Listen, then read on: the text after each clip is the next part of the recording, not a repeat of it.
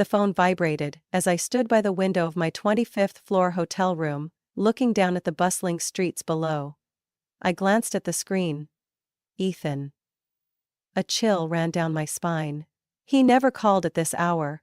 A sense of unease crept into my mind, but I still pressed the answer button. We should get a divorce. His voice was cold, firm, without a hint of hesitation. I froze. What? I asked, thinking I had misheard him. I already sold the apartment. You should find another place to stay. This time, I heard every word clearly. A heavy silence stretched between us, broken only by the distant hum of traffic outside the window. I gripped my phone tighter, trying to steady myself. What did you just say? My voice was dry, but I kept it even. Ethan let out a small dismissive laugh. I said I sold the apartment. Haley and I need the money to start our new life. She deserves a bigger place than that tiny box we used to live in. Haley. That name felt like a knife straight to my chest. But I wasn't even surprised. I had suspected it for months. The late meetings, the sudden business trips, the distant looks. The way he flinched whenever I picked up his phone. I had ignored it, convinced myself I was overthinking. But now, he wasn't even bothering to hide it anymore. I took a slow, deep breath, keeping my voice steady. Sounds great. Good luck to both of you. I hung up before Ethan could say another word. My heart pounded in my chest, but not from pain.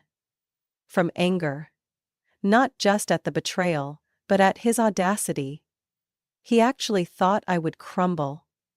Ethan had always been the kind of man who thrived on control, who manipulated my emotions to keep me in line. He believed I would cry, beg, plead for him to stay, just like before, when I tried to save this marriage. But he forgot one thing. I wasn't the naive girl from 5 years ago.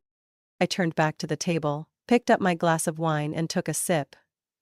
In my mind, the puzzle pieces were falling into place, forming a picture that was finally clear. Ethan thought he could cheat me, take everything, and walk away hand in hand with his mistress? He didn't know one crucial detail. That apartment had been in my name for the past 4 months. And Ethan had just made the biggest mistake of his life.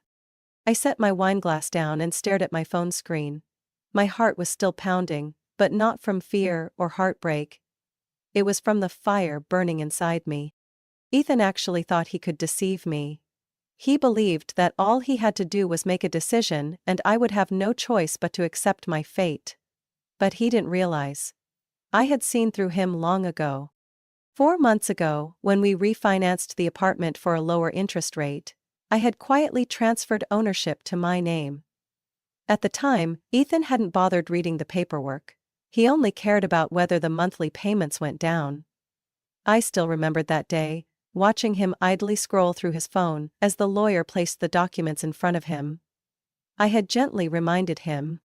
You should read before you sign. Ethan had just chuckled. Lily, I trust you, you always handle these things.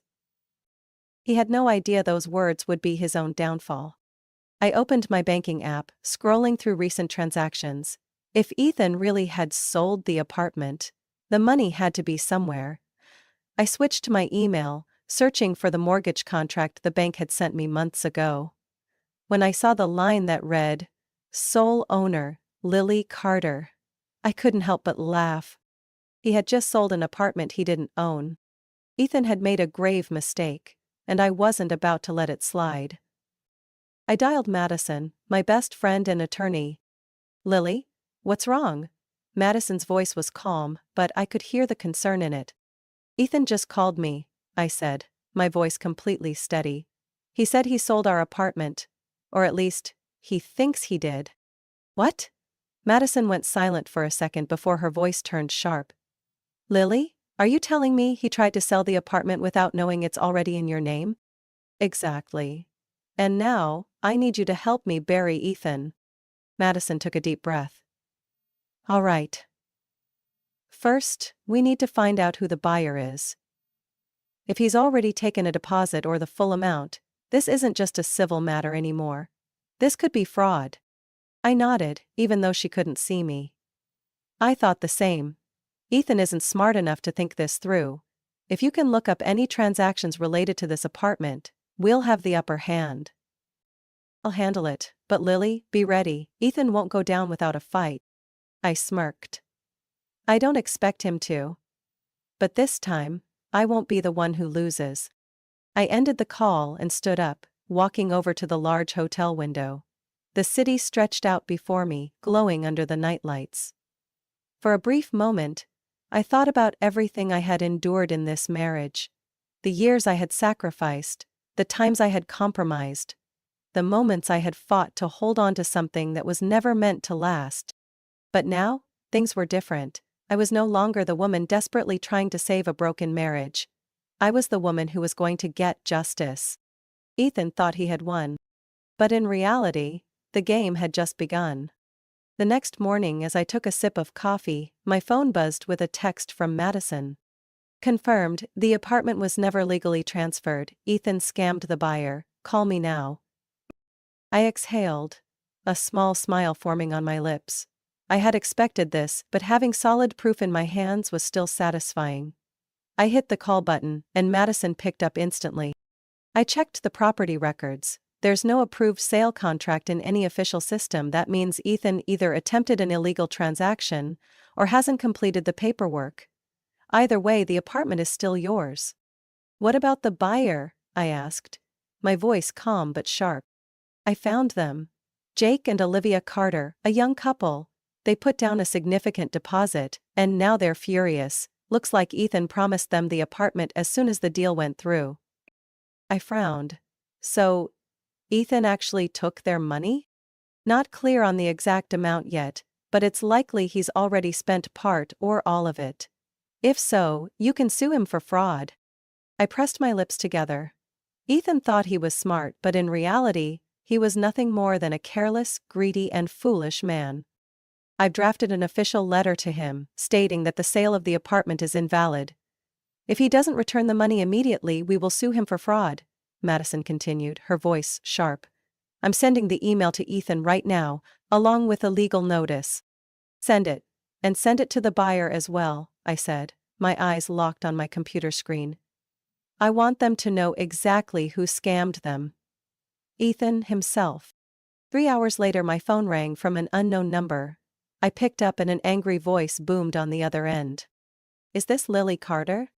Yes, who's calling? This is Jake Carter.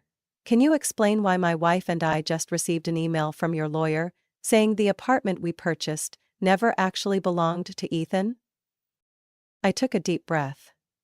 I apologize for the inconvenience, but the truth is, Ethan had no right to sell the apartment. He deceived you. I gave him $50,000 as a deposit, Jake snapped. He told us we could move in by the end of the month. And now what? I closed my eyes, feeling the sheer frustration radiating through the phone. I understand your anger, but I am not responsible for Ethan's actions. You'll need to demand your money back from him. We're going to sue him, Jake growled. Thanks for the heads up, but make sure Ethan pays for this. I hung up, a smirk creeping onto my lips. Ethan thought he could get away with this. But now, he wasn't just facing me, he was also dealing with the people he had scammed. I picked up my phone and texted Madison. Ethan won't just have to deal with me, the buyers are demanding their money back. The real battle has just begun. I had just stepped into my apartment, kicked off my shoes and set my bag on the table, when a loud pounding on the door echoed through the space. Ethan. I didn't need to look to know he was outside, his face red with fury. I walked slowly to the door, taking a deep breath before opening it. And just as I expected, Ethan stormed in, his eyes blazing, gripping a crumpled piece of paper in his fist. What the hell is this, Lily? He roared, shoving the letter from Madison in my face. What kind of game are you playing? Your lawyer sent me this, saying I had no right to sell the apartment. What the hell is going on? I crossed my arms, leaning casually against the doorframe, keeping my voice calm. Exactly what it says. You don't own it. Ethan's eyes widened. Don't mess with me. This is our apartment, Lily. We bought it together. I walked over to the coffee table, picking up a folder I had already prepared. Flipping to the most important page, I slid it toward him. "You should read carefully, sole owner Lily Carter." Ethan stared at the paper, his confidence slowly dissolving into confusion. I watched as his jaw clenched, his hands trembling slightly as he scanned the document. "What the hell is this?" he muttered, his voice quieter now. This can't be real." I folded my arms again, raising an eyebrow. "Oh, it's very real. 4 months ago, when we refinanced, you signed the paperwork without reading it. And among those documents was the transfer of ownership solely to me." I tilted my head, my gaze challenging. "Remember that?" Ethan's face turned pale. He blinked rapidly as if trying to recall the moment. "But I knew." He never read a single document I put in front of him to sign. After a few seconds of silence, the confusion on his face disappeared, replaced by a new wave of rage. "You manipulative bitch," he roared, throwing the folder onto the table. "You planned this from the start, didn't you?" I raised my brows, my tone still unwavering. "No. But it seems like you were the one planning to scam me." Ethan's fists clenched tightly, his glare piercing through me.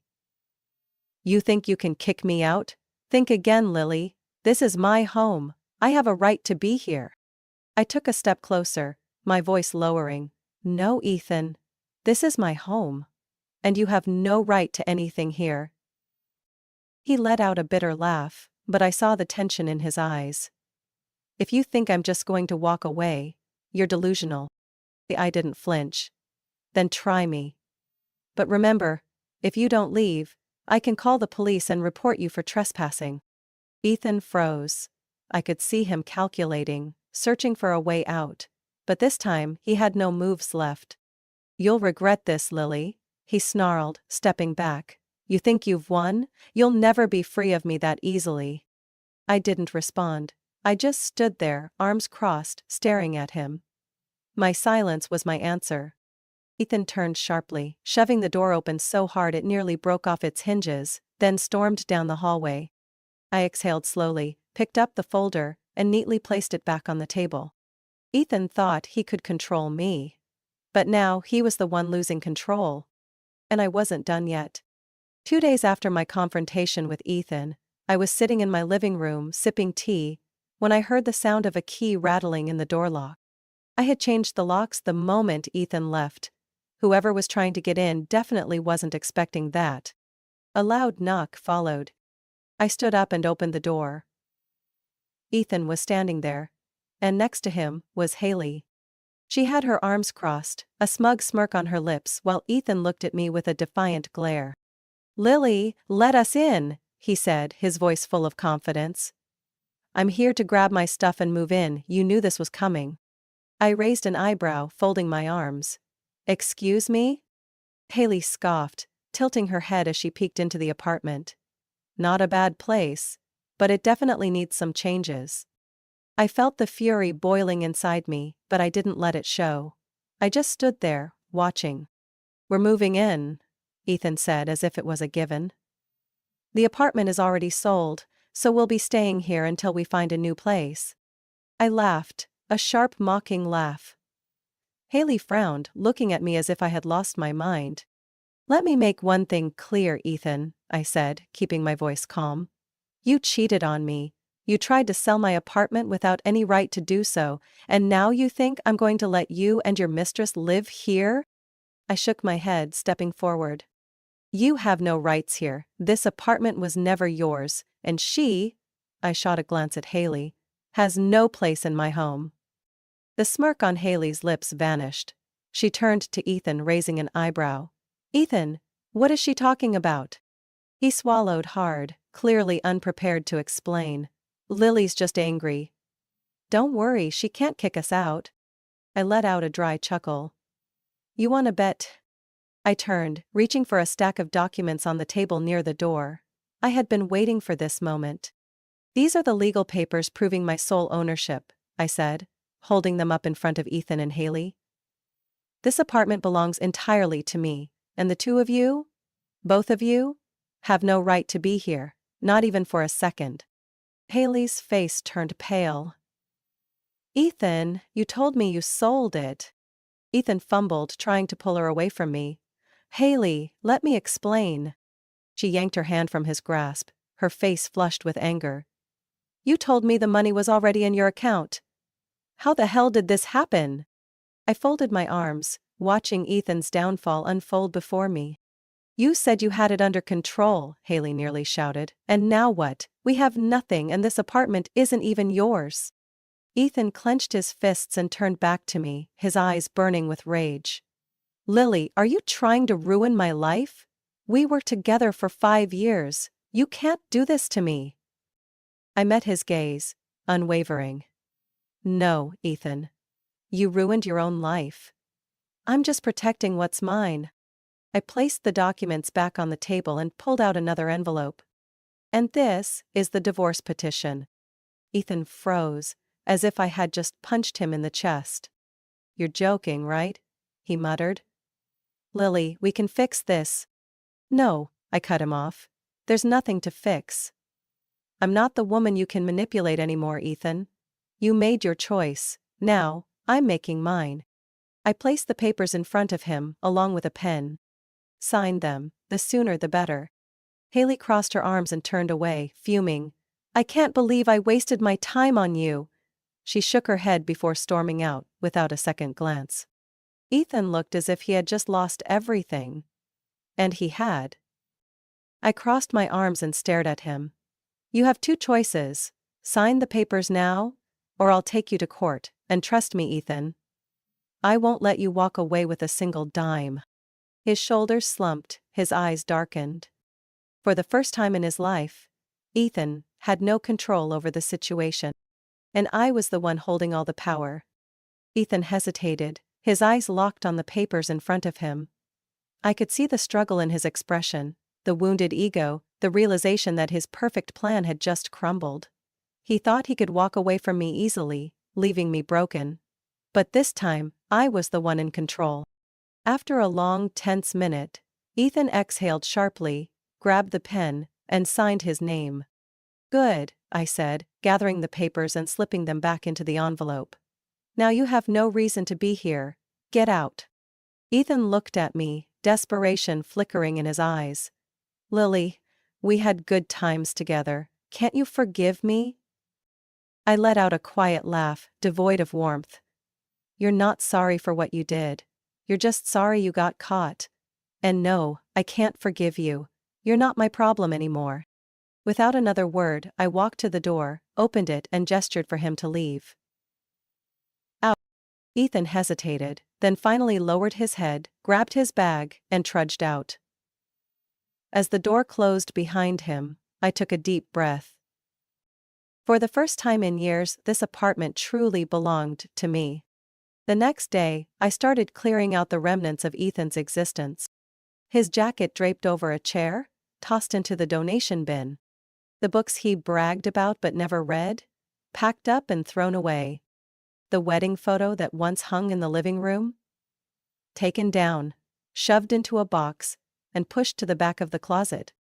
This apartment had once been filled with memories of Ethan, but now, I wanted it to reflect me, not my past. I changed the dull gray curtains to a soft sage green, the color I loved but Ethan had always dismissed as cheap-looking. I placed a cozy armchair by the window, a perfect spot to read in the mornings. I bought a new set of bed linens, not the ones Ethan had picked, but the ones I actually liked.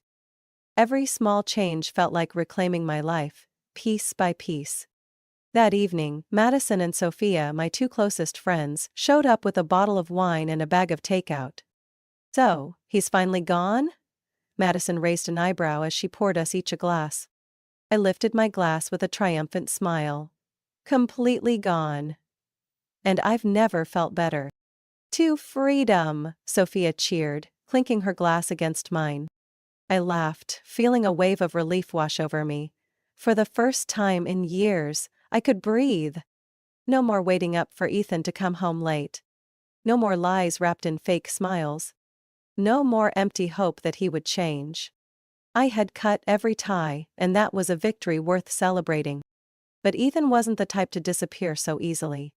Just 3 days after signing the divorce papers, I received the first text. Ethan, Lily, I've been thinking a lot. I'm really sorry, can we talk? I glanced at the message, then locked my phone without replying. The next day, another text. Ethan, I know I messed up, I'll change, just give me one last chance. I tossed my phone onto the table, not bothering to read any further. 2 days later he called. I didn't pick up. Then, another text. Ethan. Lily, are you really going to destroy me? You've already won. What more do you want? I sighed. Ethan didn't understand. I didn't do any of this to get revenge on him. I didn't need him to suffer. I didn't need him to be in pain. I just needed to take back my own life. I deleted all of his messages. From this moment on, Ethan no longer existed in my world. One morning I made myself a cup of coffee and sat down in my new armchair by the window. The city outside was bustling, but inside, I felt an unfamiliar sense of peace. I took a sip of my coffee, looking around the apartment. It was no longer a reminder of my failed marriage. It was my space. A place where I could rebuild my life on my own terms. Ethan once thought that without him I would fall apart. But the truth was, without him, I was finally free. I no longer waited for someone else to dictate my life. I no longer settled for less than what I deserved. I set my cup down, gazed out the window, and smiled. I had won, not because Ethan lost, but because I had reclaimed my. Lily's story is a powerful reminder that true victory isn't about revenge or holding on to what's lost. It's about reclaiming your freedom and control over your own life. She was deceived, manipulated, and almost broken, but instead of crumbling, she took charge and fought for what was rightfully hers. In reality, we all face betrayal and loss at some point, but the key is not to let anyone else define our worth. When you let go of toxic relationships, you truly find happiness and freedom. What do you think about Lily's story? If you were in her situation, how would you handle it? Share your thoughts in the comments below. And don't forget to follow the channel for more compelling stories about life, family, and the journey to self-discovery.